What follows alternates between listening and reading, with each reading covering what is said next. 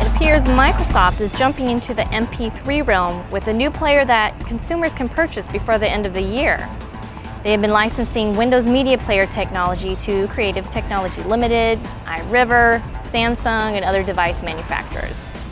The world's largest software maker has been briefing record companies on the proposed device that would play digital music and video files and carry wireless technology, enabling users to download music without linking to a computer, according to executives who spoke on condition of anonymity because plans for the player have not yet been made public. But those companies have struggled to compete with Apple Computer's line of iPods, which have dominated the market partly because of their seamless integration with the iTunes Music Store. iPods account for roughly 80% of the portable music player market, while iTunes has sold more than 1 billion tracks since it had launched 3 years ago. Microsoft has engaged in talks to secure licenses to sell digital content for their device. It was unclear if the company intended to augment its existing online service, MSN Music, or build a new one. Now, I have an iPod. Our cameraman Harry has an iPod, Jean's got an iPod, Walt's got an iPod, and I'm sure you probably have an iPod too. So Microsoft is going to have one big uphill battle. I mean, iPods are all that, so it's really going to come down to a matter of cost and stability. Now I wonder how it's going to be with viruses and whatnot. So that's something we're definitely going to have to monitor. Piggybacking on that story, there is a Wi-Fi attempt being made by the French-based company Phone to sell wireless routers to users for $5 if they maintain an open channel so anyone can climb on board their signal and get free access to the internet. They're hoping that this will push a national Wi-Fi service across America, especially in hard-to-reach rural areas where service is scarce due to unwieldy costs. Now, phoneros, as they are called, are not leaving their networks open. Anyone getting on the signal will have to log in and already have an account set up. A user will need to identify himself with the username and password, which links to his name and his address. Converting your Wi-Fi signal into a phone community access point is a lot safer than leaving your Wi-Fi unprotected. Phone is the safest way to convert your Wi-Fi into an access point and control your bandwidth.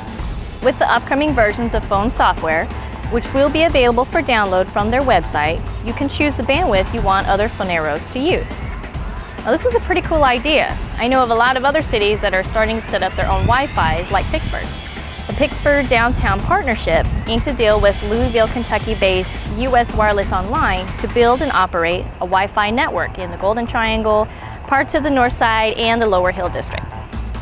Consumers will be able to surf the web free for 2 hours, with the option to purchase additional surfing time, faster connection speeds, and increased security. Subscriptions will range from $7.99 per day to $119 per year. The Downtown Wi-Fi network will help the publicly traded company get a foothold on a booming and increasingly competitive market of municipalities launching Wi-Fi networks, a market that is expected to grow as much as $1.2 billion by the year 2010, according to market analyst estimates.